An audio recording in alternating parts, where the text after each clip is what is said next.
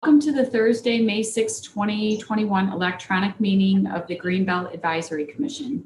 The meeting is being held electronically to protect public health and safety during the COVID-19 virus and to comply with orders issued by the governor, the Michigan Department of Health and Human Services, and/or the Washtenaw County Health Department. We intend to conduct this meeting similarly to an in-person meeting. However, please be patient if there are technical issues. Public comment will be via telephone only. To speak during any of the public comment opportunities, please call 1-877-853-5247 and enter meeting ID number 941-0420-8673. Again, that number to call is 877-853-5247 and enter meeting ID number 941-0420-8673. This information is also available on the published agenda in the public notices section of the city website and on the broadcast of this meeting on CTN channel 16, AT&T channel 99, and online at a2gov.org/watchctn. Okay, and there's Elizabeth, yay. So let's do the roll call. Let's see here. Let me grab my list here. Sorry, I just want to make sure I could just, sorry. I don't want to leave anybody out. Okay. Commissioner Riggs. Present. I'm joining the meeting from Ann Arbor, Michigan. Commissioner Lillard. She is. Commissioner Boggs. Don't see Jason. Councilperson Grand. Here in Ann Arbor. Commissioner Gordon.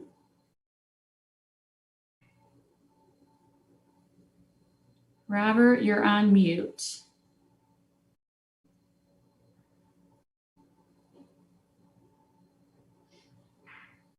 Robert, if you could take yourself off mute and say that you're here because we can see you. There we go. Yes, I am here. I'm in a mountainous area, so I'm going to be coming and going for a little while. And you're in California? Yes. Great. Commissioner Boggs. I'm now here. Sorry, guys. I'm stuck on a call, but I'm present now. And you're joining remotely from? I am from Ann Arbor, from home. Yes. Great. And Commissioner Bloomer. Here, and I'm attending remotely from Traverse City. Oh, nice. Great. And Commissioner Armstrong. Here and in Ann Arbor. And Commissioner Schuler. Oh. Here and attending remotely from Ann Arbor. Okay, and I'm Chairperson Fike, joining from Ann Arbor, Michigan. Okay. Moving on to approval of the agenda. Do we have a motion to approve the agenda?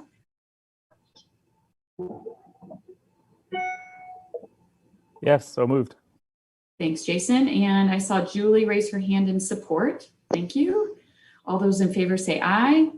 Aye. Aye. Agenda is approved. Approval of the minutes. Let's just take a moment to review the minutes from the meeting of March 4th, 2021.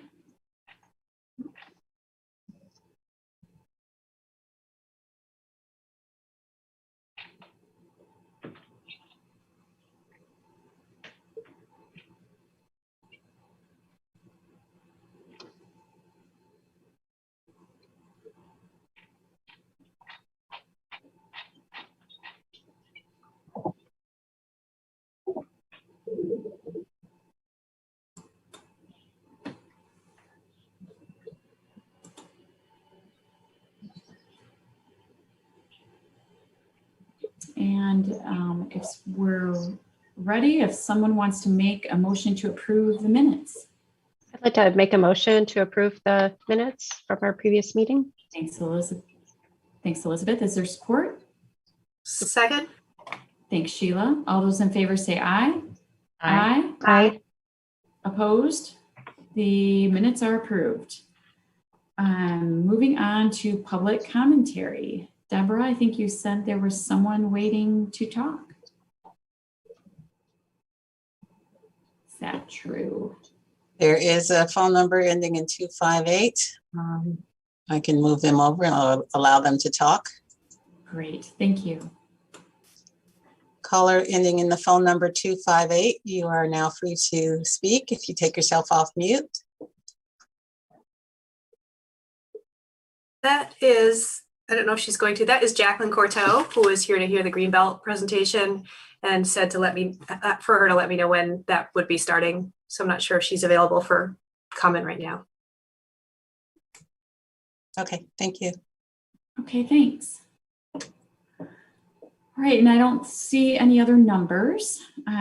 So we'll move on to the next item of the agenda, which is old business. Sorry, Oh, there are not numbers, but there are Zoom names appearing, so we can allow both to talk. First, I believe we have Stephanie Buttry. Okay, great. Hi there. Am I going to be showing on the Zoom screen, or do you just hear my voice? Just hear your voice. Oh, okay. Well, I can see all of you.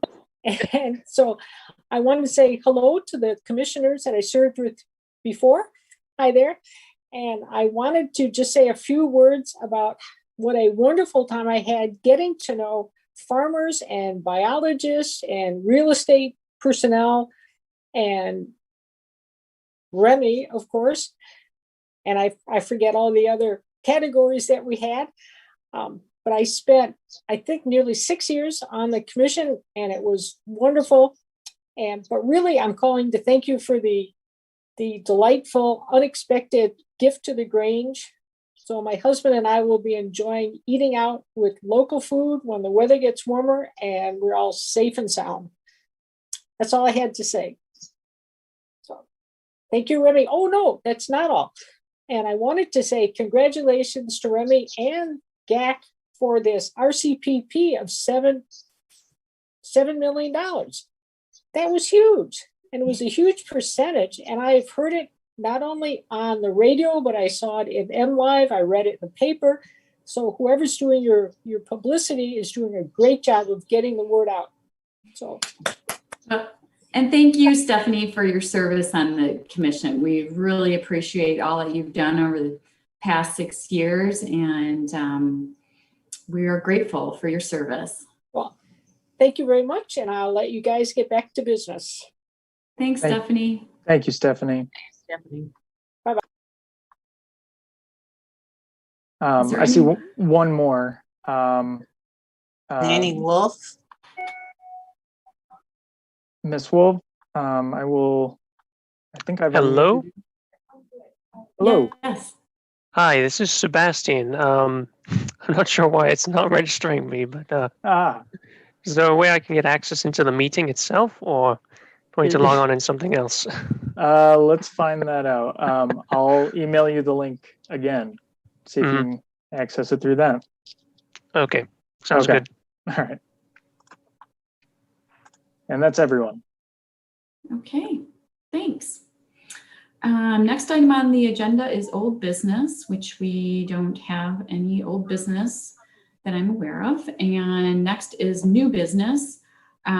So we have the C's Masters team final report and presentation. So take it away. And thanks so much for all of your hard work. Team, if you don't mind, I'll just do a real quick recap on how leading up to your project. So in 2019, the Greenbelt Advisory Commission prompted an update to its strategic plan, which is the guiding document that helps focus our efforts and give it a finer tuned message and focus of what kind of land we're hoping to protect, what kind of outcomes we're seeking. And so that was a 2019 update to the previous 2013 strategic plan. It was very clear in the strategic plan public meetings that we hosted to collect community feedback that folks were impressed with the typical metrics that we use in terms of these are the dollars we've spent and these are the acres we've protected, but with a greater emphasis being placed by the community on water quality outcomes and aligning the Greenbelt's efforts with reporting outcomes with the city's carbon neutrality plan. We needed new metrics and new means of measuring the work that the Greenbelt has accomplished over the last 20 plus year, or 19 years across our entire portfolio of protected lands, either directly or through partnership. So working with Sheila and the SEAS program, we were fortunate enough to have these 4 fine individuals join a team and bring an immense amount of skill to the table to help us really not just move the needle, but completely break open new territory for speaking about the impacts that our program has beyond just here's what we've invested and here's the protected land on the map. So I'll let them talk about all of that work that they did and how they did it. Thank you all for being here. I'm going to be sharing my screen. So. Are you able to do that? No, it says it's been disabled. Okay, hold on.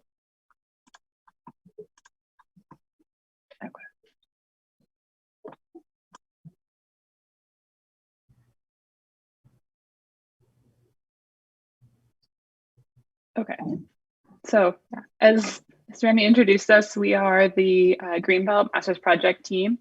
The title of our project was Assessing and Communicating Climate and Water Ecosystem Services of the City of Ann Arbor Greenbelt Program. So I'm Jessica, and then my teammates are Jackie, Sebastian, and Lavrin.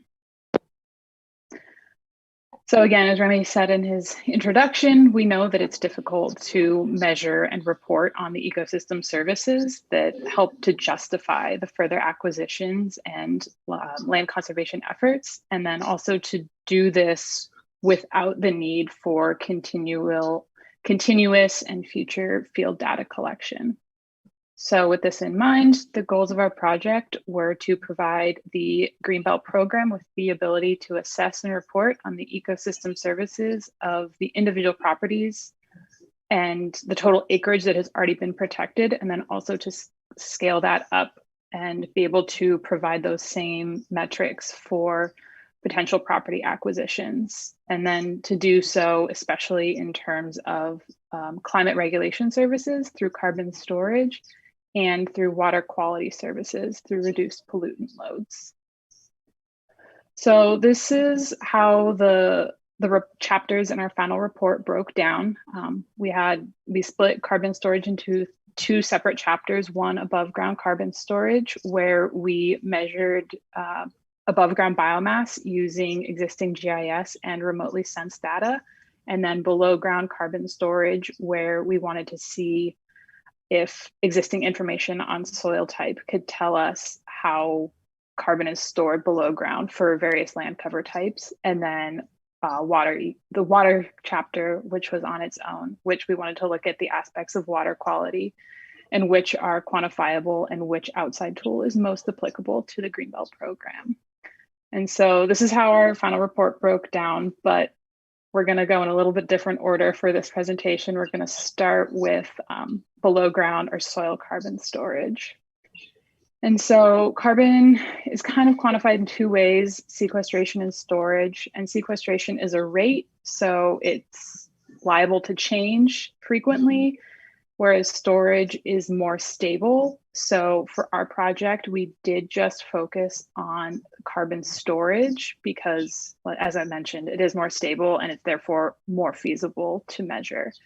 And so In the picture on the right, you can see where carbon is stored in a typical Great Lakes forest. And so for our project, we looked at the carbon stored in the trunks and branches of trees, in biomass, and then in soil organic matter. And so by just measuring these two areas, we can account for 85% of the carbon that is stored in the Great Lakes forest ecosystem. So for this presentation, we're kind of going to break down the methods and then show you some results for what we got using the methods. So for the below ground soil carbon storage, we first used the NRCS's web soil survey to generate reports on the soil types that are found within the Greenbelt district. And then we took the values from these reports for horizon depth, bulk density, and organic matter content. And then we plugged them into the equation that you see highlighted in purple right there that we got from Dr. Don Zach, who is a professor at SEAS.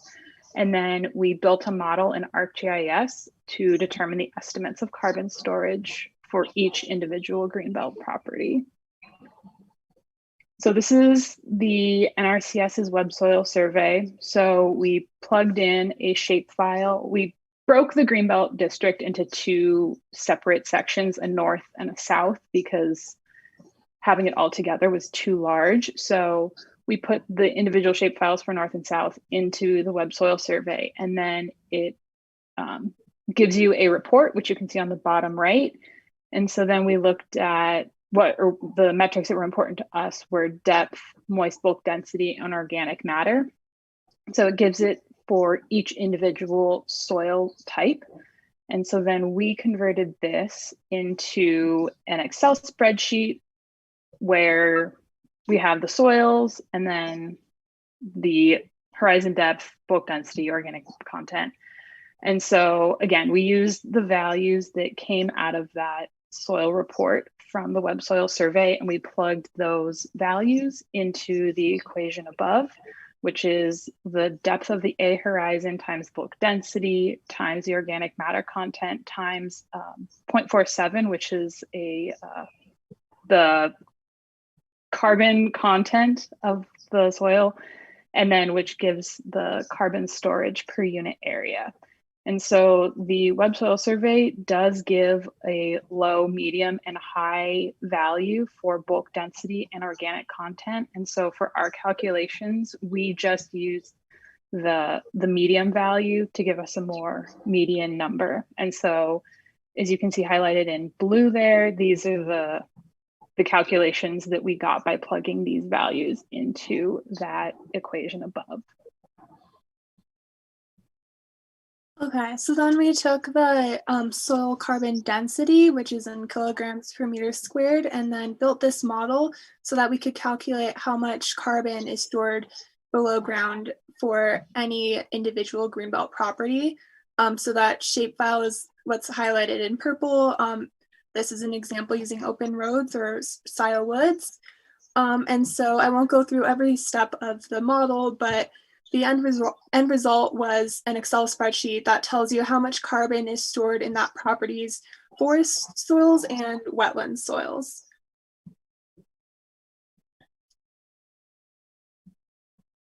Also, I should say that the purpose of the model was to make it easy for us to hand it off to the city's GIS manager, so that for any future Greenbelt acquisitions, all they have to do is plug in a new shapefile and they can use the same model to find how much carbon is stored for forest and wetland soil cover types. So here's a table showing our end results for 3 sample properties, Whitney, Botero, and Scio Woods, and then the total of all 70 Greenbelt properties. So that bottom row isn't the total of the 3 examples, it's all 70 of them. So we broke it down by forest and wetland soil cover types because that's what the literature showed us was feasible for us to measure. Agriculture is a lot more difficult to measure soil carbon storage because it varies a lot by agricultural practices. So just focusing on those 2 land cover types, we took the sum of those 2, which is in yellow, to find total soil carbon in kilograms. And so that totaled about 50 million kilograms. And then to find out the social cost, we use the EPA conversion factor of this year, which is $51 per metric ton carbon dioxide equivalent. So the total for all Greenbelt properties came out to about $9.3 million. And then moving on to the above ground carbon storage, which is carbon stored above ground in trees. So here is the process that we followed to get from two data types. We used a combination of field measured data of tree species and diameter, which is shown in green, and used some equations from existing literature to calculate how much biomass is estimated to be in those trees. And then in yellow is the airborne LiDAR data, which we use to get tree height. And with those two types of data, we examined several different models, and Lavin will explain later how we were able to calculate how much or estimate how much carbon is stored above ground in trees.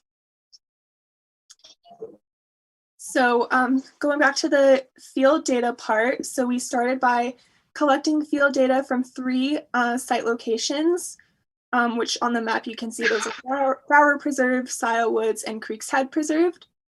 We use this app called Avenza, which is what the screenshot in the middle is. That's showing our plots that we went to in Brower Preserve.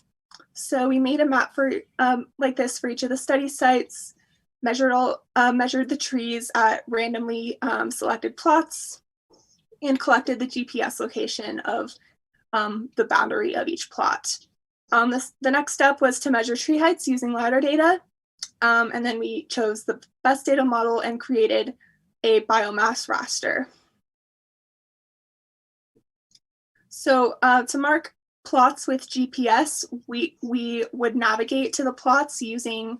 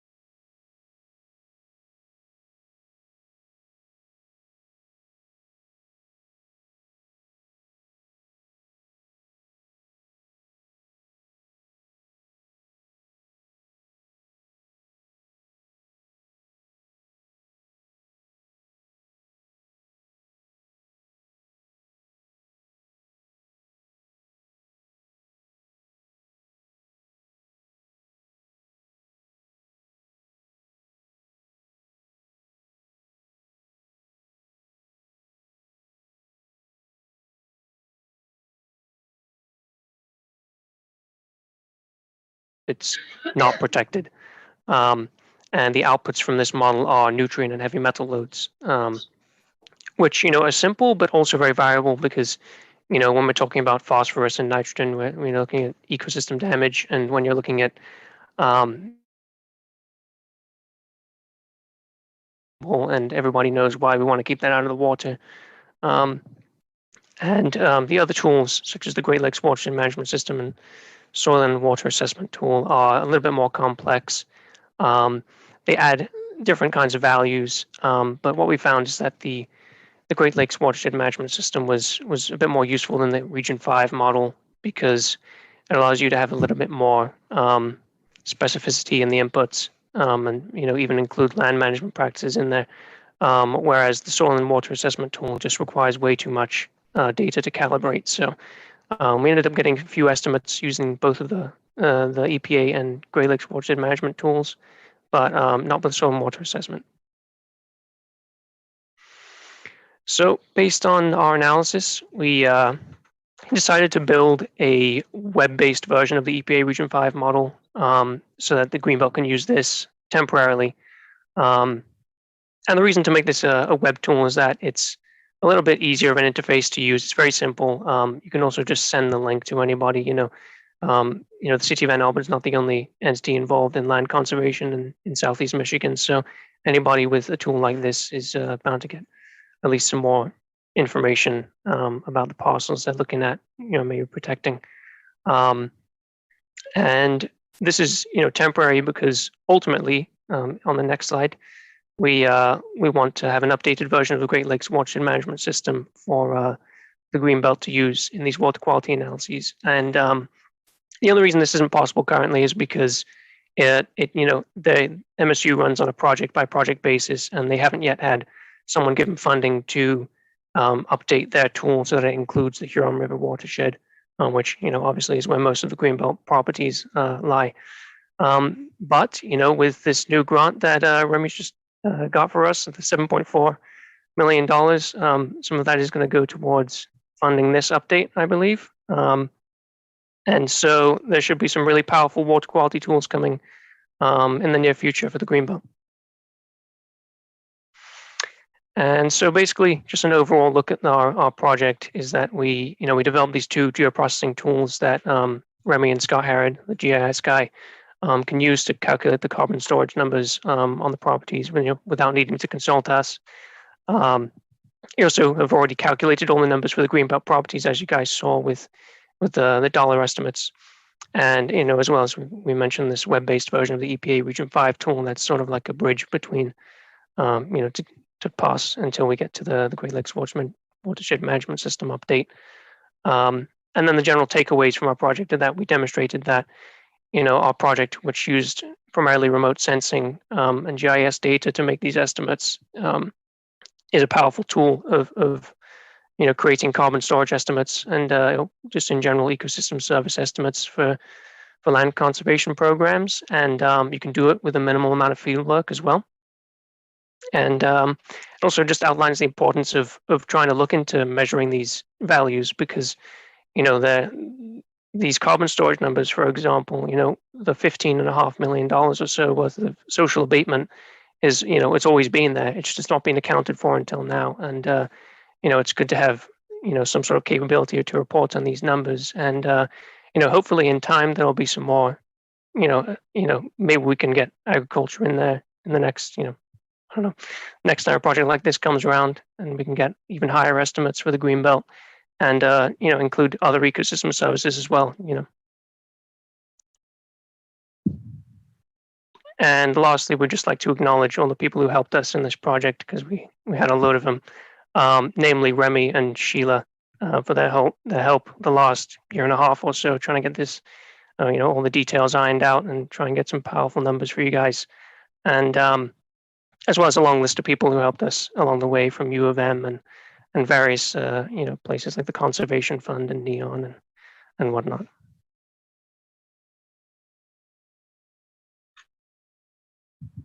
And I believe that concludes it for now.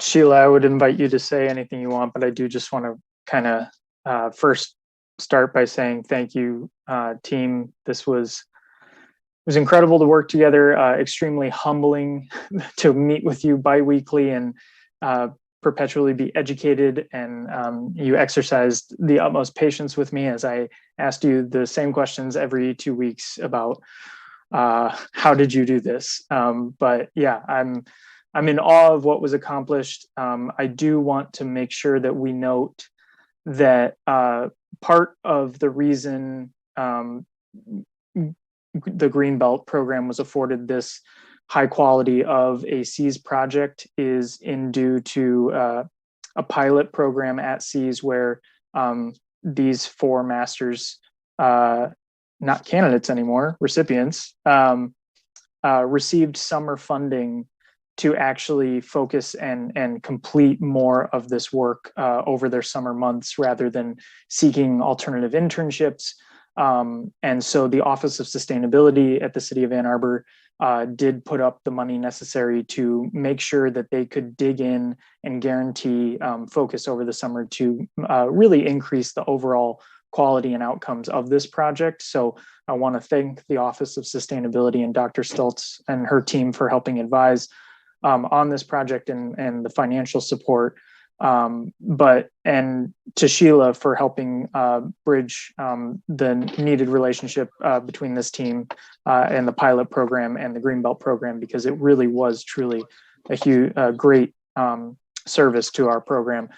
So just so everyone understands, not only do we now have measurable, calculable carbon storage and water quality benefits associated with the Greenbelt program in our current portfolio, we now have the capacity on an ongoing parcel by parcel, application by application basis to quantify the carbon storage associated with any given application and report that to you prior to your deliberations in closed session about applications, and then as well report those numbers to City Council when they make their decisions on Greenbelt matters. And then as we continue to engage with the public, we will have these metrics beyond dollars and acres. So an incredible opportunity. So Sheila, if you want to say anything, would welcome that, and then open it up to questions. I'll just drive home the point that these estimates are so powerful because they've done a lot of the legwork to set it up that it doesn't require additional legwork beyond as you go property to property now. And that's a really unusual approach to carbon storage measures. So we can be super accurate in measuring carbon and go out in the field and capture every little bit that's coming out. And there are a lot of different ways to do that. So rather than be heavy on accuracy, they were heavy on feasibility. And so this model is not just useful for the Greenbelt program, but really in many ways that the Greenbelt program already is a model for other land conservation programs in many of the things that it does. I think by starting to use these numbers in this system, they will become a model for how other land conservancies, other land conservation efforts can report on carbon in ways that are still legitimate, they're still reliable, but they're way more feasible and therefore allow for that communication of service. Now, these aren't the level of carbon that we would enter the carbon market. That is a different requirement of accuracy, but the reporting ability of the EPA conversion that they said there is basically gives you a sense of how much money are we saving in carbon emissions by leaving that carbon in the ground or leaving that carbon in the tree.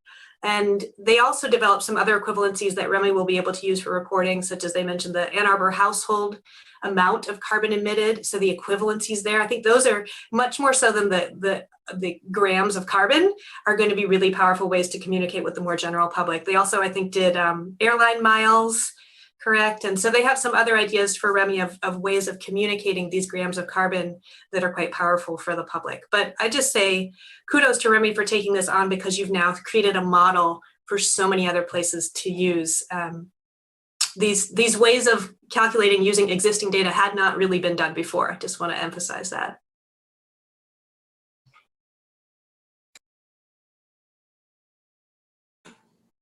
Are there questions for the project team? Yes, I do. I had raised my hand. I wasn't sure if I needed to do that. Maybe too formal. First, I do have a question, but first I just want to start with congratulations to you masters team, having been in your shoes a few years ago, more than a few. It's a big relief to finish these projects, and to know that you have worked on a project that is going to continue living past the work that you've done on it. So thank you very much for investing yourselves these past many months to deliver this work. And thanks to Sheila and to Remy for supporting your work, and to all your other faculty and mentors along the way. So that leads me to a question which actually has to do with scalability. And I'm going to preface that by saying that I've been participating in Michigan, the Governor's Council on Climate Solutions, and specifically a work group that is working on natural and working lands and forest products. So it's still kind of a newer group that's formed, but we've started talking about what are some areas that this work group could work on over the next, probably for the rest of the year, to think about what could be some tools that would be useful across the state of Michigan in trying to quantify, so basically, quantify carbon capture and what kinds of solutions might be possible for this particular work group. And when we last met, I thought about this project and was waiting to hear more from you today, but I'm wondering what your thoughts are about if this is, with what you've created, something that could be scalable to the level of the state of Michigan. That's the first part. The second part then is maybe a question more for Remy or Sheila, or for the team, but would there be a possibility of doing appearing as a speaker for a future meeting of that group? Thanks. I could touch on the above ground carbon scalability. So I think the scalability is highly firstly dependent on where there's LiDAR coverage, which might not be the entirety of the state of Michigan. And second off, there is, forests vary throughout the state of Michigan. So if you were to make a model that would represent the entirety of Michigan, you would definitely need to get representative field samples from the state of Michigan to produce accurate results. We were able to do this because we got field samples from Greenbelt properties. So it is definitely important. The field samples are crucial. Well, that is an important part of the model. But if you had LiDAR coverage and you did have representative field samples, which too, there are a lot of resources out there, such as FIA plots from the Forest Service. Unfortunately, Washtenaw County doesn't have any national forests, so we weren't in too much luck when we were working through this. But that's not going to be an issue in other counties throughout Michigan, so that would likely be much easier to accomplish. But that is having accurate field data is directly correlated to the accuracy of the model.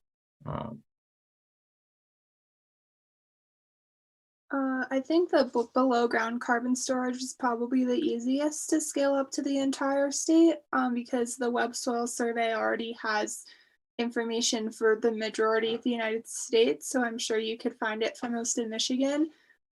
Just producing, I guess, following the steps of the Web Soil Survey to find those numbers on soil type, as long as you have, we were provided with the soil types of the entire Washtenaw County. So it wouldn't be too much work to scale that up.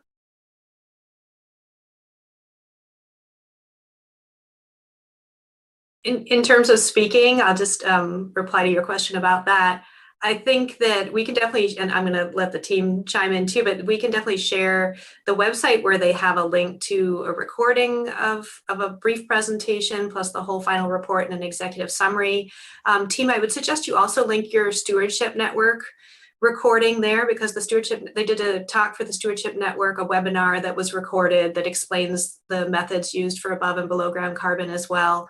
So that might be a useful place to start. And then in terms of actually doing this again, that's really up to them because they're now off doing other things. But Great, thank you. Other questions? Well, fantastic work. I mean, this has just been amazing to demonstrate, you know, what's the benefit of these Greenbelt properties. And kudos to you working probably under very trying conditions through a pandemic. And we really appreciate all of the effort and the time that you're taking even after graduation to present to us. So thank you so much. And if you're more than welcome to stay for the rest of the meeting, but you can also leave if you wish. So thanks again. Thank you. Thank you. Yeah. Thank you. Also, big thank you to Remy and Sheila again. Yeah. And so You guys did great. Really appreciate it. all right. Bye. See ya. One thing I was remiss on doing at the start of this meeting was introducing our new member, Dee Armstrong. So if we could go around and we'll start with Dee, but I'd like to have everybody also introduce themselves. So Dee, if you start. Right, I'm Dee Armstrong, and I have been involved with a type of land preservation before. I was one of the original members of the Scioto Township Land Preservation Commission for about 5 or 6 years. So and then I moved to Ann Arbor, and I took some time off from that, and I'm really looking forward to being a part of the Greenbelt Commission. So thank you. Welcome, Dee. Roseanne? I'm Roseanne Bloomer, and I'm the farmer representative on the Greenbelt Commission. My husband and I have a farm on the north side of Ann Arbor, which was the first Greenbelt property to be preserved. Elizabeth? Hello, Dee.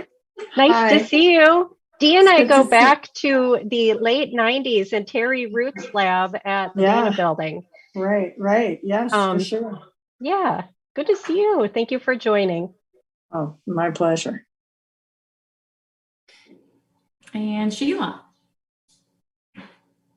hi, Dee. I don't know if you remember what an influence you had on me in the 90s, visiting whenever you gave bird hikes in various places. So those were always fun as part of my graduate experience. But I am now working in the School for Environment and Sustainability, formerly known as SNRE.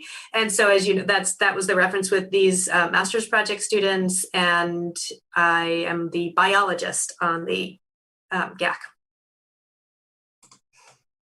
Can I say I do remember, Sheila, and thank you so much for that. And I did forget to mention that I worked for about 16 or 17, actually more than that, for a NAP as their field ornithologist. So that's the connection. And I did lead walks. So thank you.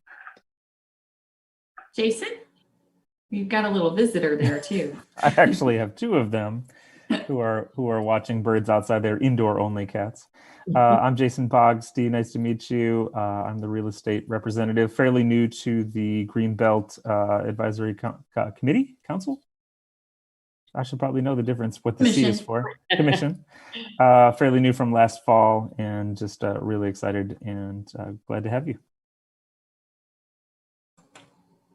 Julie. Hi, Dee. I'm Julie Grand. I'm the city council representative and have been doing this for so old, 6.5 years, which is a good thing. It's a good thing. so that's my role here. And before I was on council, I was on the Park Advisory Commission, which I also liaise with. So I remember some of your presentations from back in those days. So it's great to have you. Robert? Hi, I'm Robert Gordon. I've been on the Greenbelt Advisory Commission for 4 or 5 years, something like that. I am the environmental nonprofit advocate on the commission through the Sierra Club. And we have our enemies on council sometimes not. And it's a fascinating process. Thanks, Robert. And I'm Jennifer Fike. I'm also the environmental nonprofit representative to the Greenbelt Commission. And I joined the commission back when I worked for the Huron River Watershed Council as the finance manager. I also did some local agricultural food system work, which Roseanne was involved in many years ago. And now I work for the National Wildlife Federation, also doing finances for the Great Lakes Regional Center. And I'm also a birder. So I think I've perhaps been on your bird walks before, and I'm on the birding listserv. So thank you for posting the RCPP award to the listserv. So welcome. We're really glad that you've joined us. All right. Jennifer, can I add something totally random, which is why I stepped off for a minute? Does anyone have a 12 to 15-year-old? If you need a link to a vaccine site, which is why I turned my camera off, text me. It's on now? They opened it? Now. So if I turned my camera off, I apologize, but it was for that very good reason. And I'll just, whatever, my number's on the city website, so it doesn't matter. You can text me at 678-7567 and I will send you the link. Sorry, I know that's totally random, but felt like it. Oh, I think somebody might need to get your phone number again. Yeah. Sheila just grabbed a pen. 678-7567. So 734. Okay, thank you. You're welcome. Well, that's good news and exciting. Sorry, news. if I looked like I was almost crying, it's because I'm so happy. Yes, that is exciting news. All right, moving on to the next item of the agenda is the Regional Conservation Partnership Program Award, which is awesome. So Remy, if you want to give us a little recap of what the award was and break it down for us. Let's do that. Can everyone see? Yes. Cool. Okay, so we talked about the city's Regional Conservation Partnership Program proposal back in October, and I gave you a presentation on what RCPP is and what it is meant for this region, what it is meant for the city and our partners, and then what the new proposal entailed. So I want to do a recap on that so that we're all starting with so many new commissioners, and this being such a significant award. I want to make sure we're all on the same page with this so that we can speak in a unified voice with a common vision to the public, to the city residents, to council, to our partners. So bear with as we go through this, and please, I'll try and run through and then we'll just do all the questions at the end, but you can interrupt me if you feel it's critical, no problem. So first we'll cover what is the Regional Conservation Partnership Program, then what RCPP is focused on in the Southeast Michigan, or rather Great Lakes region, the prior awards that have been granted in Southeast Michigan in the Great Lakes region that we are partnered to or have been, and then the new award and the structure and goals of that award. So many of you may know that we rely on Farm Bill program and Farm Bill funding to accomplish much of the work we do here at the City of Ann Arbor Greenbelt program. Our partners across the region also heavily rely on this USDA Farm Bill funding to accomplish their goals, namely conservation easements. The USDA has a branch called the Natural Resource Conservation Service, NRCS, that administers 2 programs that have large sums of money available annually for conservation easement acquisition support in the United States. So those funds from the Farm Bill are broken up annually and spread across the states through the ACEP program. And this is a competitive program where it's a statewide competition for the funds that a state is allocated from the federal level, and then administered on a top ranking project by project basis. So many years, the city of Ann Arbor has submitted an ACEP proposal or an ACEP application to help contribute 50% or secure 50% of the easement funding necessary to protect the property. And then it goes into a pool of applications across the state where it competes based on a scoring system of whether or not it will secure those funds. Most notably, in the recent past, in 2020, the city of Ann Arbor received the largest ACEP award in its history, a $1.75 million award for a $3.5 million conservation easement acquisition on 375 acres in Salem Township. That application went into the state pool. It ranked very high given its size, soils, proximity to other protected land, et cetera. And we were fortunate enough to receive that very large award. So all in all, since 2005, the Greenbelt program secured $15 million in ACEP funding. Then in the 2014 Farm Bill, the Regional Conservation Partnership Program was established. This also can contribute 50%, up to 50% easement funding toward acquisitions. It also can fund a variety of other efforts, not just limited to easements, like land management practices, cover cropping, pay for performance incentive programs, essentially. So it's not just limited to conservation easement funding, but conservation easement funding is included in the RCPP scope of work or services. This is different in that the incentive here, and Senator Debbie Stabenow was instrumental in creating, as the Senate Ag Committee Chair, in creating this idea and this program, the RCPP program. And it was to get local conservation groups to work together and not operate in siloed missions toward a unified vision or goal by collaborating, creating a single proposal for using funds in a targeted geographic area. So rather than our work going application by application into a statewide pool, we would, together with other partners, create a proposal for using a set amount of money in a small geographic area, and then those funds would be guaranteed rather than not guaranteed and uncertain based on the ACEP program's model. So key to securing RCPP funding is making a case for that your project shows partnership, good match, strong match for federal dollars, matched by the local dollars, and then innovation. Here in the US, RCPP is broken up into different critical conservation areas. The Great Lakes region is one of those areas. And so our proposal entered into the pool of applications in the critical conservation area of the Great Lakes region. The primary resource concerns in the Great Lakes region are water quality and wildlife habitat. So our proposal had to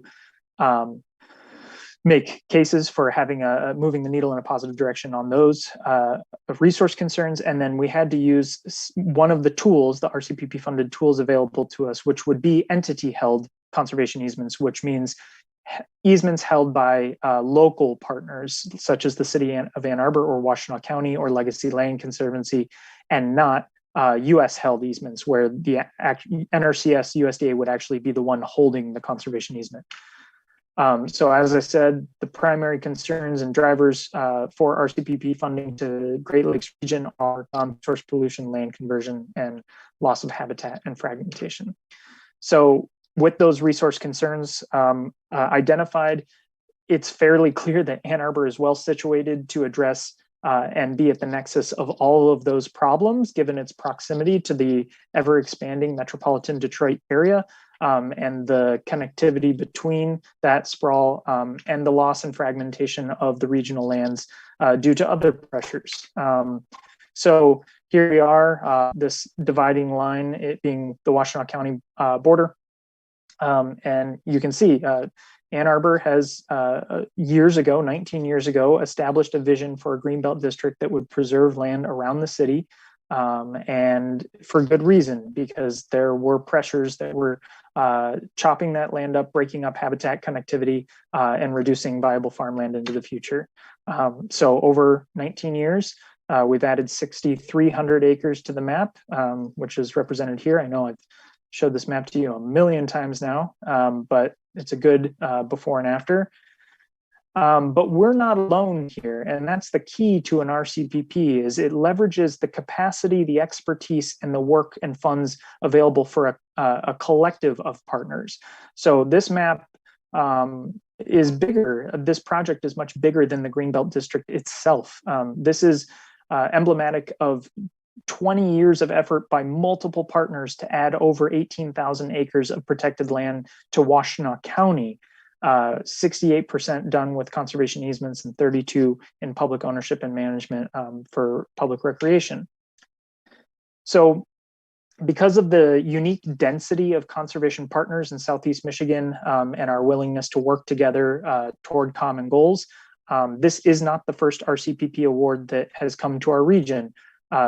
Two projects have been, the city has been partnered to, are the outlined in blue, the Huron River Initiative RCPP, which was led by Legacy Land Conservancy and had many land conservation partners. And it was a $1.8 million award matched by $1.8 million from partners within this boundary to get that money in the ground for permanent land conservation. So 400 acres was the deliverable. We're gonna, collectively, the partners will deliver on far above that, that goal. And then that was in 2017. And then in 2018, the city of Ann Arbor led an RCPP application and proposal among many partners to secure an additional $1 million of funding in the red border. So all the remainder of Washtenaw County that was not covered by the Huron River Initiative RCPP. And we were successful, and we secured $1 million, and we already have those funds earmarked for all the projects we're doing. 340 acres was the deliverable, and here we are exceeding that target. And so combined, $2.8 million, delivering on 740 acres, but the actual will be 1,000 plus. And we're going to exceed our match ratios that we guaranteed to NRCS. And we quickly deployed this funding and got it earmarked toward projects, which was key. An RCPP is a 5-year award timeline. So we collectively, between these two RCPPs, deployed the funds in under 3 years. The 2021 proposal that the city put together with many of the same partners we had shows a few things. We understand RCPP well. We know how to navigate it. We know how to create a competitive proposal. The city of Ann Arbor has really taken the lead in helping communicate and craft that common proposal narrative, language, vision, and we'll take the administrative burden in administering the entire RCPP award over the next 5 years. So our proposal actually requested the cap of $10 million in RCPP funding, matched by local funds to exceed a $21 million proposal. Across the United States, $330 million was available in RCPP funds, and the NRCS received $880 million in proposals nationwide.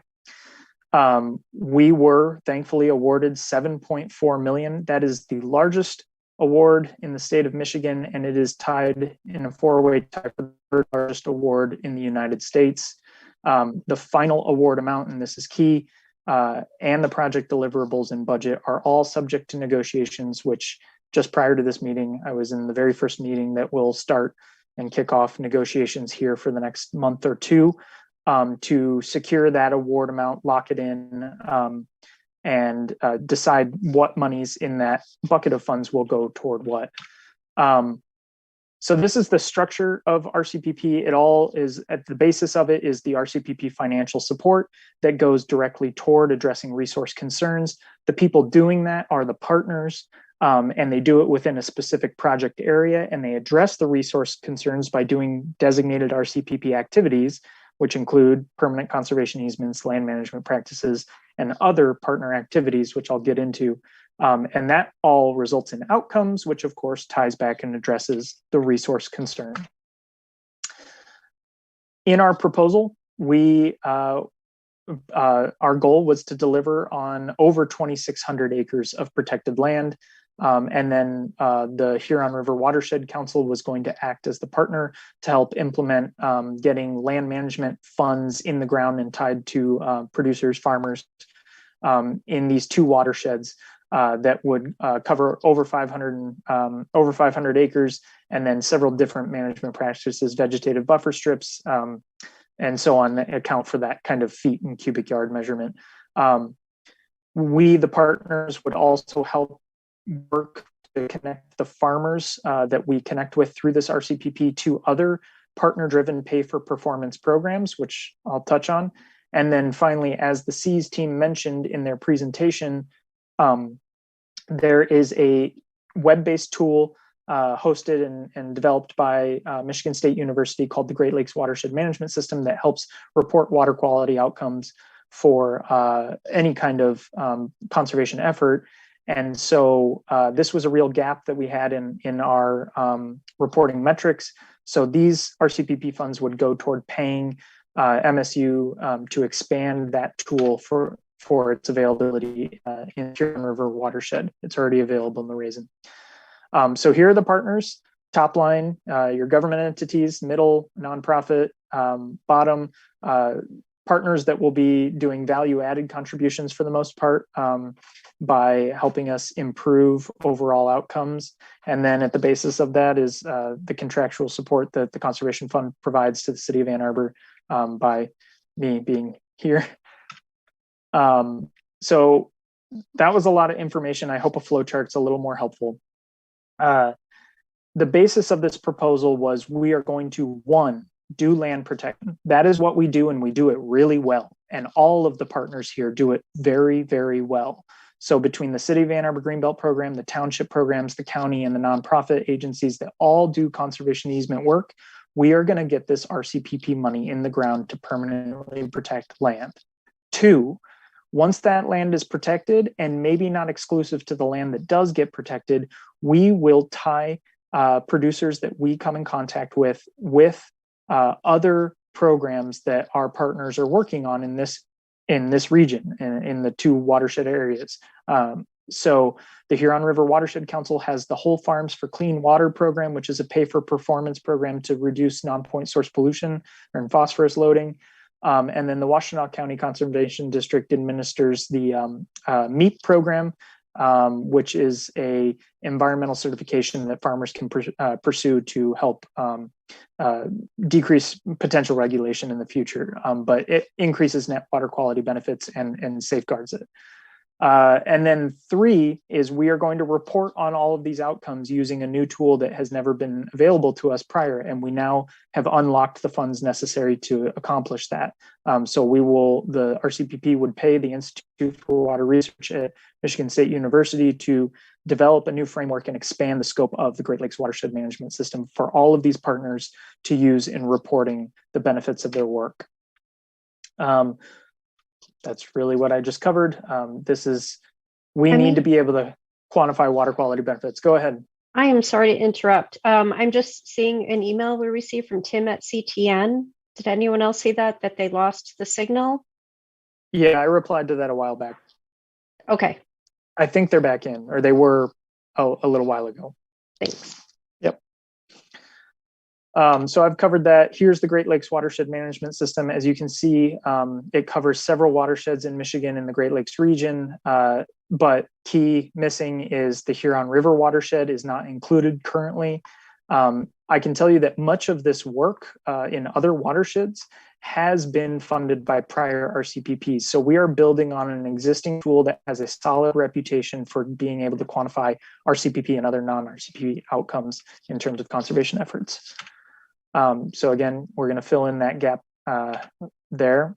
And with it, we'll be able to plug in shape files of the properties we're protecting, have protected or looking to protect, and be able to calculate non-point source pollution outcomes if it's ends up being permanently protected, as opposed to simulated or alternative land use scenarios where it may be single family housing, industrial, clear cut, all of those potential other land use issues will be able to be calculated and quantified as the return on investment in terms of investment in water quality on a watershed basis. So here it is. The geographic area is the Huron River Basin watershed. Here's the steps. Here are the partners.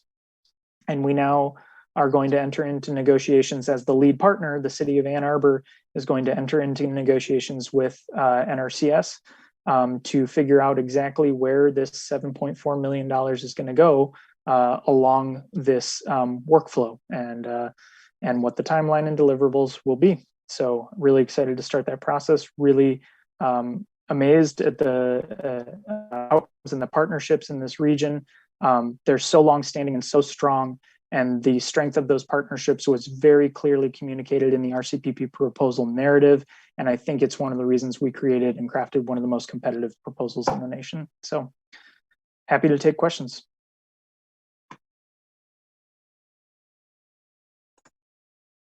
I just want to say hoorah and congratulations, and like it blows any other proposals I've seen out of the water, pun intended, because of that three-part. Like, it's not just land protection, it's not just the agricultural practice improvements, and it's not just the measures of water quality, but all three together.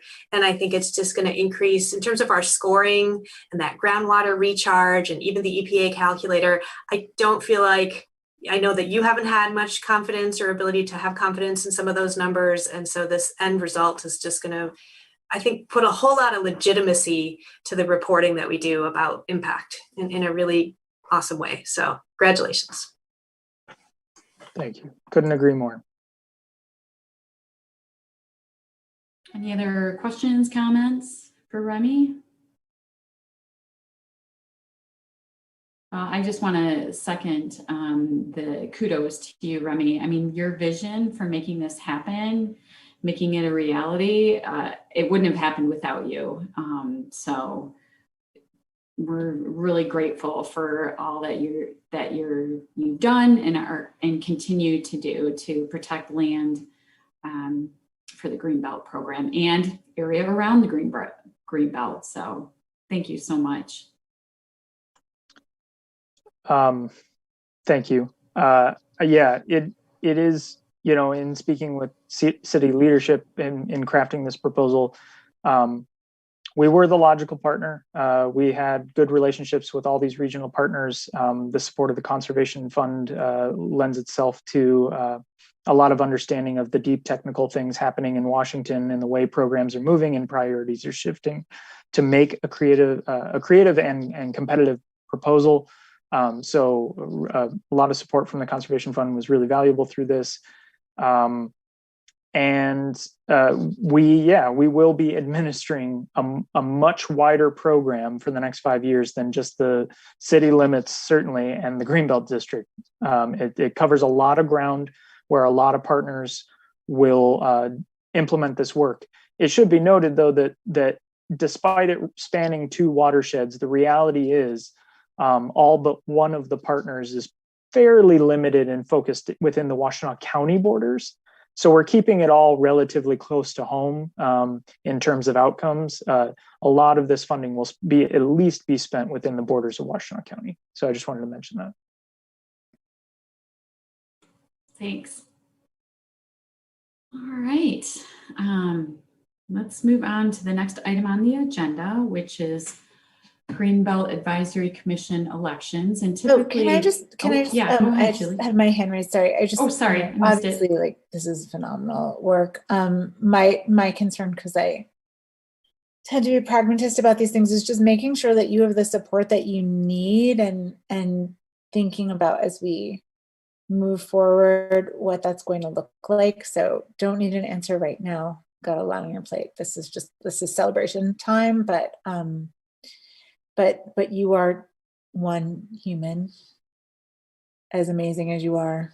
And so there a was whole some one human problem. Yeah. There was some additional staff time built into the proposal. Yeah. So that'll be key in the next month through negotiations, is figuring out what exactly of the RCPP will come toward direct financial support for the city for increasing staff capacity. Mm-hmm.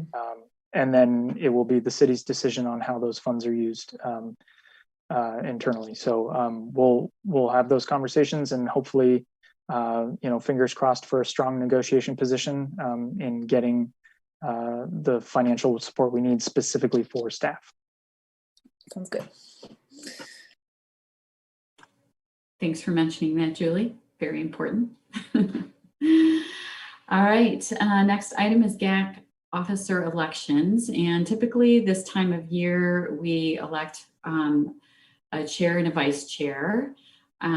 So I would like to open that up to the process now. It's not really that formal, but I would like to start it by nominating Elizabeth Riggs to serve as vice chair. We don't currently have anybody in the vice chair, and she has been a member of the executive committee. I think she'd be a welcome addition to leadership for GAC. Is there support for that nomination? I second that.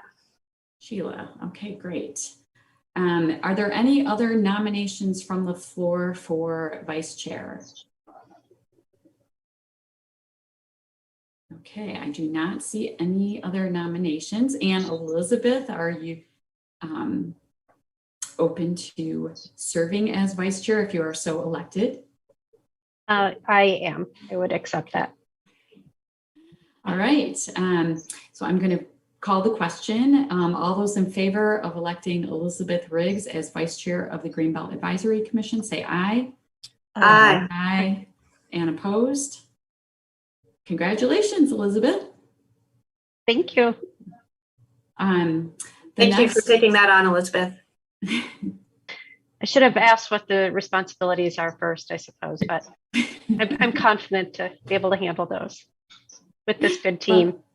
Well, typically it's when the chair of the meeting, chair of the commission cannot attend the meeting, the vice chair will fill in on behalf of that person, and also serve on the executive committee as well, which you've already been doing. So, okay, those are two of the main responsibilities. Sounds good. Thank you. The next position available is for the Greenbelt Commission chair, of which I'm currently serving in that position. So are there any nominations for Greenbelt Commission chair?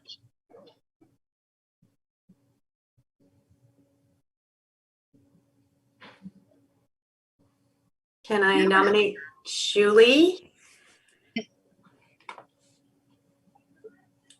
Can you hear me? I'd like to nominate Julie for that position. You mean Jen? You can do it again. Yes. I'm sorry. I would like to nominate Jennifer Fike for that position. I was like, no, I don't do that. I thought you had to have a new one. Okay. No, we don't have to have a new one. I can still serve. I can only serve. Are you kidding me? No. I want you to, hold your position if you are willing.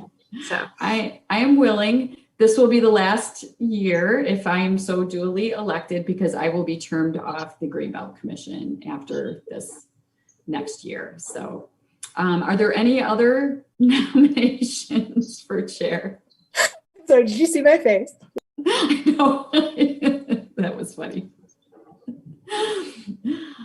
Okay, so all those in favor of electing Jennifer Fike as chair of the Greenbelt Commission, say aye. Aye. Aye. And I'm abstaining. So opposed? Okay, I am chair for one more year. Thanks, Sheila. And thanks for all that you do, Jen. Yeah, really. Thanks. Next on the agenda is next agenda items. Do we have anything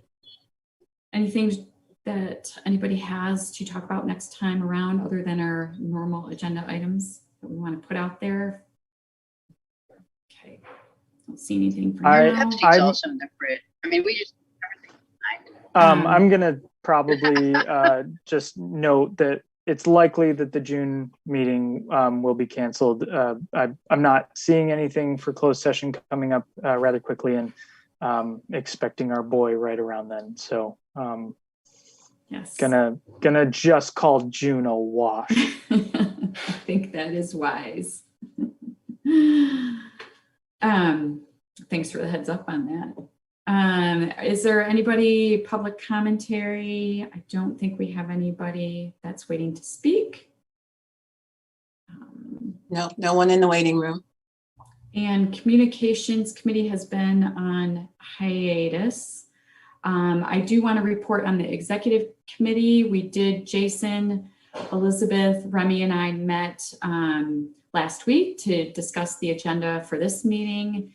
And we received an update on properties, some applications, and we talked about, I don't remember if we talked about the RCP. Yes, we had received notification about the RCPP award, so we did talk about that as well. So, and the Seas project. So, did I miss anything else from the executive committee meeting, Jason, Elizabeth, Remy? Okay. All right, that completes the agenda items. So does someone want to make a motion to adjourn? So moved. Thanks, Roseanne. And I see a second from Dee. All those in favor say aye. Aye. Aye. The meeting is adjourned.